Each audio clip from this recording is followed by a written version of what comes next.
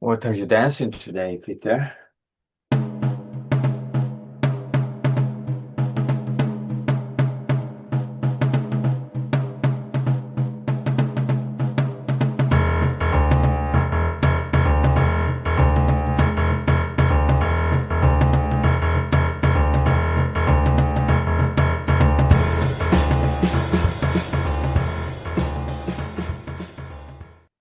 Um, I was really taken actually by what Tim was talking about, um, of being in control or and out of control, maybe Mm. being Mm. controlled. Uh, Tim Spooner, I'm talking about in this episode. I'm in Trelleborg, um, performing at Axel Ebbe Konsthal,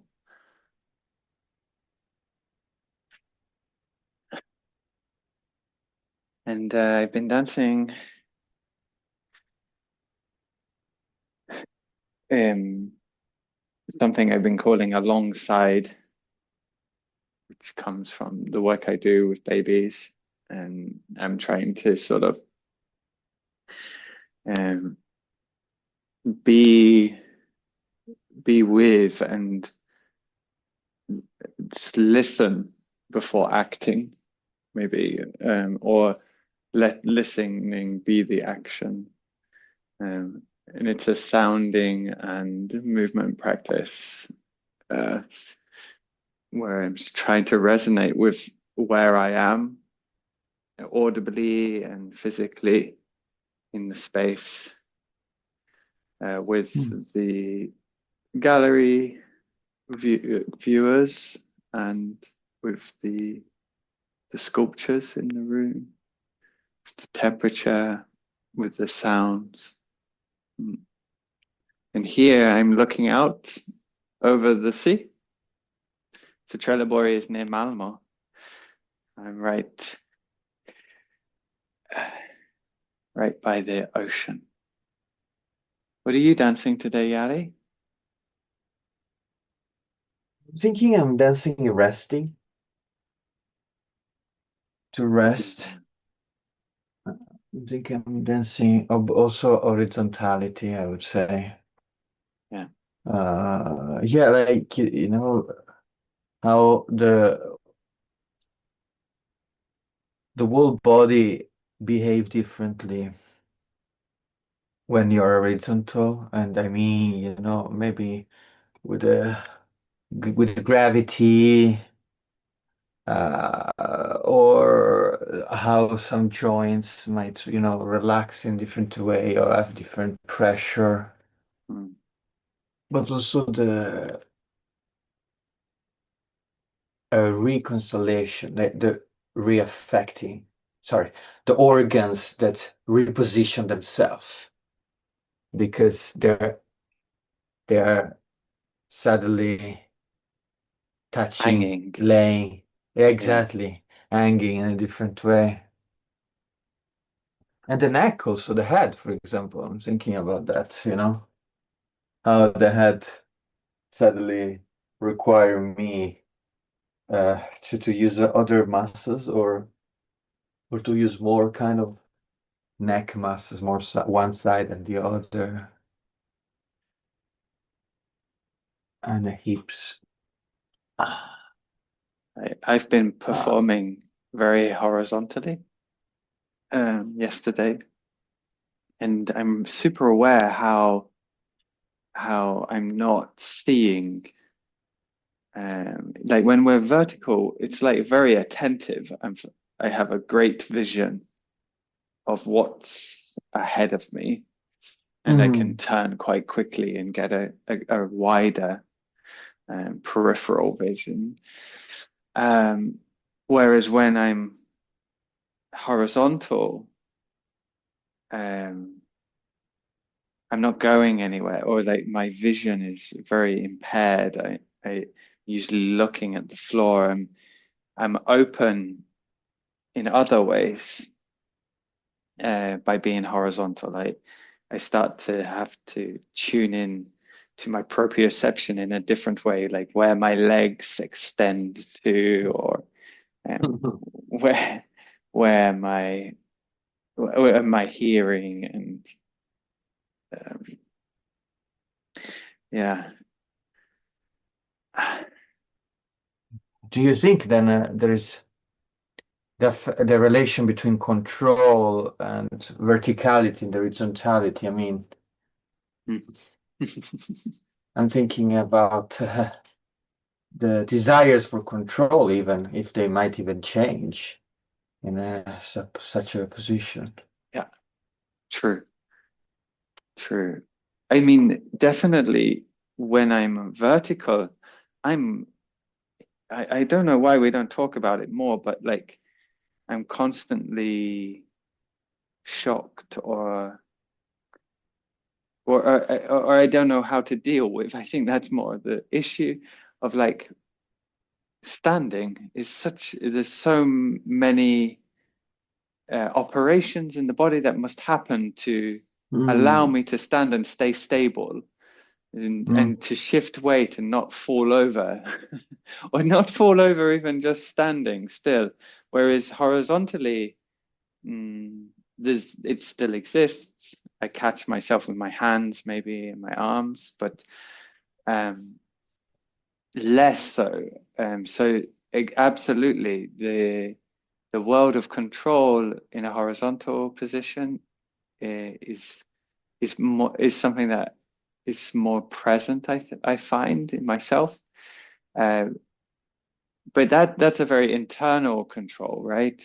But also, um, there's a performativity, like outward towards others. Of if I'm standing, I'm projecting action and legibility, whereas if I'm lying, I'm performing a sense of submission um, and a lack of control, a lack of dominance, um, which can be done vertically as well, but it's more readily there, right? Like there's a mm. we associate the eyes and the frontality and the verticality as a sort of like position of power compared to lying down. But what's about the listening? Do you think there's enough? I mean, because visual is very clear, it's higher, Yeah. and probably listening, there's also something about maybe listening more. But I wonder if there is also like the listening, hearing Mm. from a low perspective, from a low. Yeah. Uh, I mean, it's also what you're listening for, right? mm, I think like with a verticality, we've opened our ears to a sort of horizontal plane. So we're sort of reaching out. I mean, it gets very sort of um, evolutionary in my thinking, like we're ready for flight or fight type um, activity. Whereas when I'm horizontal, I'm listening to things which I perhaps wouldn't hear if I was in that mode of attending the situation in a under like a conventional understanding of meaning and relevance. Whereas on the horizontal plane, I start to perhaps listen to my internal organs more. I hear my own breath when have my face towards the floor in a different way to how I can attend to it or um, am caused to attend to it when I'm vertically sort of positioned. Um, but what do you make of rest? Because how, yeah, there's definitely a sense of um, dropping and letting go Uh, and there's only so many places one can sort of be horizontal and rest and feel safe to rest. Mm. I mean, I must say that the body also laying down is whole another desires for movement. I'm thinking that finding the also the I think I need more movement when I'm laying Mm, somehow, mm, but because maybe because as you said, when I am standing, I have a lot of task and body shift. Where yeah, laying, it's the risk or the beauty of laying is that maybe I'm just laying and I'm not active so much. yes, And the inactivity, and then after, I mean, then it's also not super comfortable. Like then I need to move more or something. yeah. And Uh, I isn't so I it, think, sorry, yeah, no, go for it. I mean, isn't it surprising how like we you can only stay in one position for a short Yeah, period of time. exactly, Like exactly. movement. Yeah, I am often struck by that, especially I feel like it's something I'm interested in. I think it's something that we've been exploring as a community for a while is slowness. I mean, I'm sure as a species we've been exploring slowness for forever, but there's a limit, right? Like you I think I had my arm up at some point yesterday and I had to think of there's a guru or some a yogic that has kept their hand above their head for years, you know. And it's incomprehensible. Obviously, things that their anatomy has now changed and like it has caused um yeah, functional difference because of doing that for so long. But you really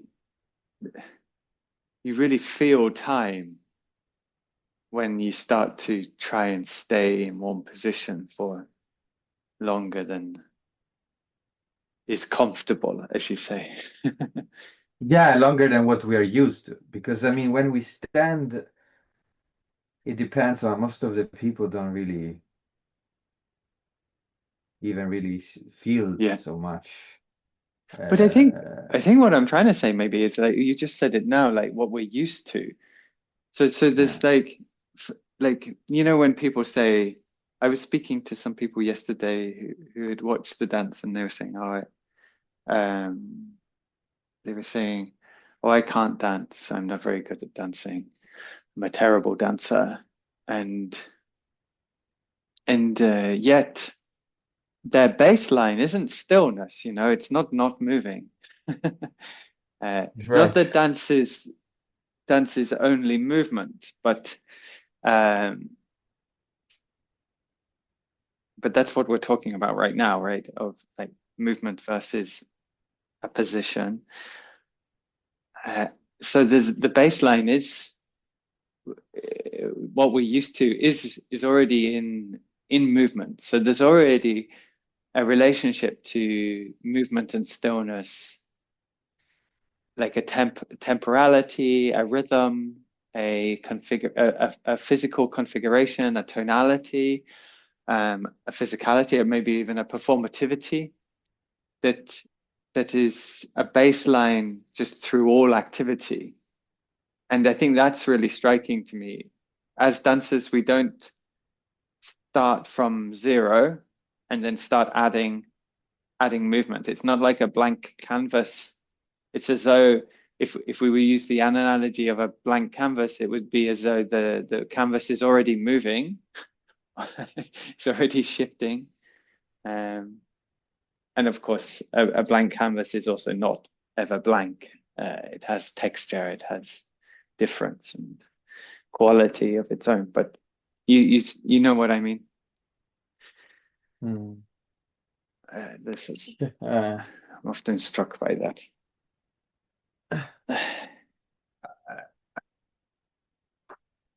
I'm also wondering if so because it's so interesting. We have the balance now. It's the organ of the balance is positioned inside our hears, Yeah.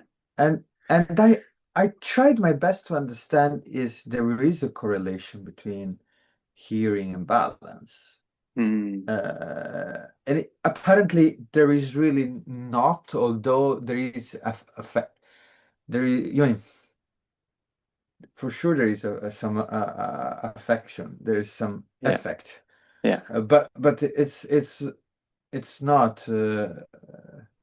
it's not really strong, or it is not about, oh, you have more balance if you hear better or less, whatever. So I'm also interested in such a question, like Mm, how can we explore such a correlation between listening and balance? yeah. And I think what you're touching on as well is like it's so easy or we're so quick, or maybe this is an element of control as well. Like we have learned maybe to categorize and um, compartmentalize different things. Like this is my hearing, this is my sight, this is my taste, this is a chair, this is like there's this activity we're Hmm. always doing and trying to l put life into a sort of order, Hmm. and yet m- well, perhaps there's a quality of life that is indifferent to any of that. Like our balance is just is a configuration of multiple um categories that we have sort of identified and put the majority in, and yet it's sort of a assimilation of multiple things. Um, Oh, yeah. Proprioception, yeah, especially with senses. I'm often struck with the baby performances I do of like how they are so they don't have such distinct that they're listening now. It's usually like listening and something else. Like it's always a little bit of a plurality in the sense making. That is somehow is also reveal how leading and following are reactive both, Mm, and there's a possibility for that to be at the same time. yes. Although sometimes you say, oh, maybe we're not multitasking, but with the kids, it looks we are when we watch kids, or it looks they are. Yeah. Yeah. Just that the consciousness is a bit more spread. Yes. Yeah. They're not focused on one thing. Yeah. That's why they can be multitasking. Yeah. But they're not bound also by these conventions. Because I wanted to say when you said that of like there's a desire to imagine, well, from myself there's a desire to imagine that I am a collective, that my decisions and my experience is an amalgamation of its relationship to everyone and everything that I'm a part of. But equally, that's too strict. It's obvious, like it's not. Uh, I'm not as collaborative as I would like to sort of set it as like a sort of like distill it into like I am fully everything and everywhere all at once, because that's not exactly what it is. it's this give and take which is constantly in flux and always moving and shifting, and there's this ambiguity and strangeness that sort of emerges. Mm. We sort With Tim, we sort of got there in the end. Tim was talking about abstraction and mm, meaning making, and I felt like there was a desire that we stay in the ambiguous, we stay in the sort of unclear, open, but also not not so open that we lose the sense of what is happening. Hmm. Hmm. Yeah, you spoke also about, yeah, consciousness, that somehow it looks to me it's one of the primary based for subjectivity to Mm, exist. mm. Uh, and And it's yet we sleep every day, talking about rest. right. Like we're So for constantly doing unconscious activity. yeah, I I also thought, lately I also thought that it's such a pity that is the final the final subjectivity is always up to, oh, it's finally Yari. Oh, we can Yeah. be in community, we can be a city, we can feel part of like national, whatever it means, part of a group, Hmm. part of Hmm. a field, but then suddenly the most powerful subjectivity is the being, Yeah. with being. Um, Yeah. Whatever that is. right. I was actually wondering, this is a question to you and also to anyone listening. I I did these workshops on composition, and we were working on Zoom um, as a medium, and it made me actually desire to like I to study composition, and specifically like collective composition and performativity. And I thought it would be interesting to do it with others rather than doing alone. Like, I'm constantly studying alone. So I was thinking perhaps we could open up and see if we could do, find some time to share, like maybe 3 sessions of 2 hours or something like this, just to start. Um, and I could use this structure I have of using Zoom as a compositional tool where I invite us to play with each element separately. So we play with the chat and we play with the video and we play with the sound. And then we use that as a way as a starting point to create um, different compositional um, relationships. And it's so abnormal in a way. It's not a stage, and it's not a physical body. It's a sort of cyborgian collective that I think it actually could give us um, a little bit of a distance from our usual um, explorations into composition. Mm. What do you think, Yari? Yeah, I'll be super happy. I would be super happy, yes, to start, if I find the time. I suppose we can find the time, but it depends also how many people Yeah. suddenly.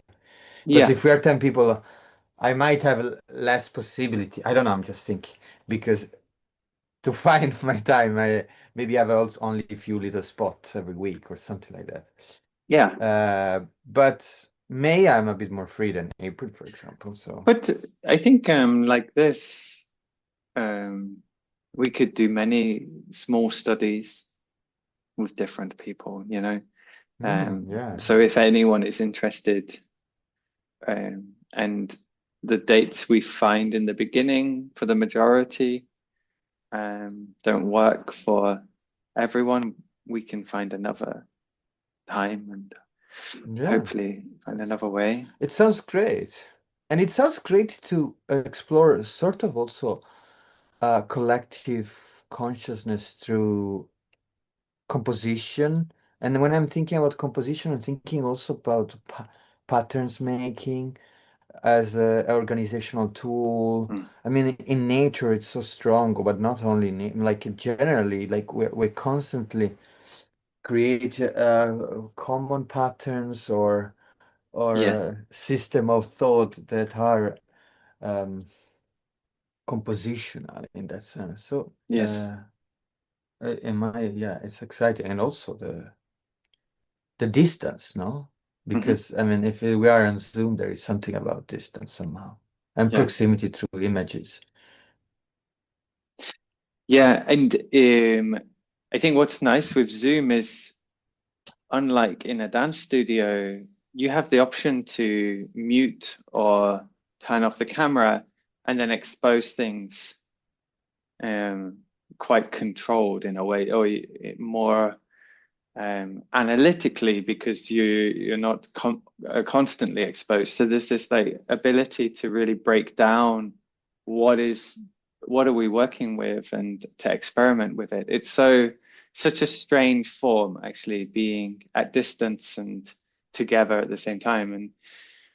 And also um I think I think I think I'm finding, like, doing these with you and doing the podcast in general, it's such a it's such an interesting and joyful place to be able to study, to dance, to research, that's not connected with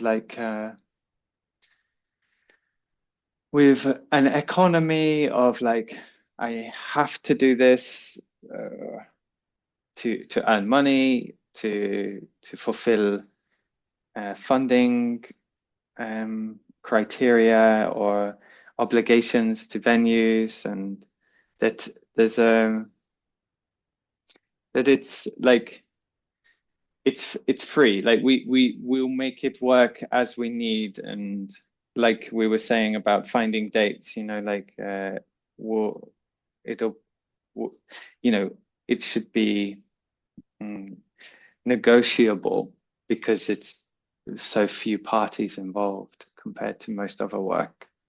And there's no, Right. and I'm not going to charge, obviously, because no one's paying. I'm not paying, and yeah, Mm. you know, there's no money involved. I might have to get a professional Zoom account.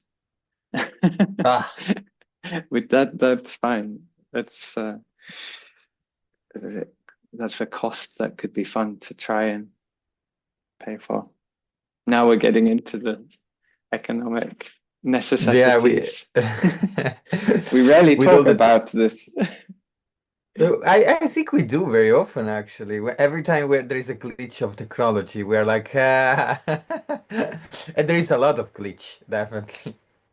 Yeah, less today. Yeah. It's nice. Well, no, no, well, it's interesting. And that's also interesting, I think, with the form, the gappiness that's sort of embedded into these technologies.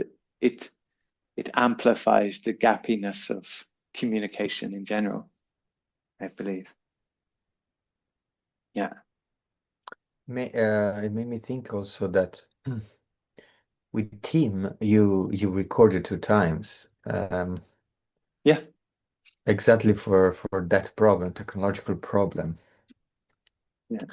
And I experienced also that you really had a strong connection, like in the sense that it felt there was this experience there. You two and you were not really trying to reproduce it, but it was very conscious. Mm. And it was also nice to kind of that you were both in the present, but also have a reference Yeah. of experience that it was guiding you through that. Mm. I'm sure you spoke about other stuff totally, Yeah. or part of it, or Yeah. Yeah, exactly. No, it was really nice.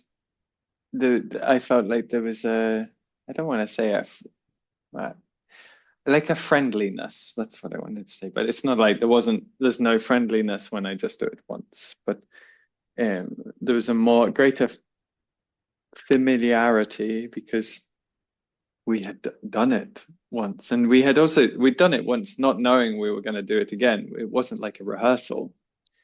we right, didn't exactly. we didn't do it with the knowledge that this is just a test. We really did it, and then it was only after that we were like, okay, none of this is usable. Like literally, you couldn't hear anything, and um, and it was yeah, it was fun to be in my position as a host, um, having a little bit more information than I usually do. Um, Uh, Usually, I am just like you, um, trying to figure out what it is we are going to do, and trying to find the words. And then we'd had all this time apart. I'd even done it on my own, uh, right, yeah. after doing it with Tim, the painting, and then so I had numerous experiences with it, and yet I don't know if you remember, but I did it wrong. Or not wrong, but I forgot this part of keeping the paint wet while it's filling in the middle of the of the paper. So, uh, it was sort of like, oh yeah, okay, I did it slightly different, mm, even if I Yeah, have that practiced. dance was so present. I mean, the question of craft and dance, Mm, um, consciousness. I don't know. It just felt mm, the division between the materiality and the self, the expansion of the self through materialities. It was wow. It was really like yeah. it was a while that I didn't hear so much about dance. That you don't hear about dance, did you say? Yeah, I mean, like, yeah, Yeah, it's like, yeah, it's like, oh, suddenly in other episodes, dance becomes yeah, maybe something else. Dance yeah. become art, dance become practices. But in this Mm, episode, everything was becoming a bit dance. It was very right. nice. Yeah, yeah, true, true. I sometimes worry that I'm so dance centric, you know, that Yeah. all I think about and talk about and do is related to dance, and it feels quite arbitrary. Um, like, could we have this conversation about consciousness and control without talking about dance or Hmm. I without mean, maybe dancing? it's my reading. Maybe you didn't speak about dance. Also, I just want to say, like, No, I I feel don't like think you did. I did. Uh, But yeah, maybe not explicitly, but there's something, I filter everything a little bit through there. yeah, but that's because you decided to have a podcast that has Dance in the title. a direction. Yeah. Exactly. No, well, not only the title, but like, But also it's a life. Yeah. I I feel like my name isn't Peter. My name is Peter Dances with that's Peter I know, dances with the bed. That Peter dances with the food. Peter dances with walking. exactly. Peter dances with crisis. Well, I mean, also dance is also quite, I feel it's quite, you've been exploring so much more like choreography before. True. So also dance is like, that is so active in your life, like active, like so focused as choreography was for so long. That's fun So, for you to say. I mean, for me, it never left, but I know, um, or I get the understanding that when people look at my more choreographic focused work, uh, they don't see the dance, whereas the only reason I was working with it was because of dance. So for me, it was always dance related. yeah, understand that, of course. Mm. Okay, Yari, thank you again. It's been a Thank you. pleasure. Um, I'll if people can email me, message me if they are interested in meeting up, and we don't have to record it and put it out into the world, but um, we'll do some studying together, and it'll be more of a collaborative thing. Um, People can join us, of course, and discuss after, but we can discuss that when we meet and things. People are always welcome to come and join us, right? Yeah. Yeah, yeah, of course. Oh my God, yes. It's only me and you doing it because we uh, we are slaves to each other. Otutu. Yeah, no, it's just a joy. So let's keep doing it. Yup. Yeah. Have a All nice right. day. You too. See you next week. Bye, everyone. Bye.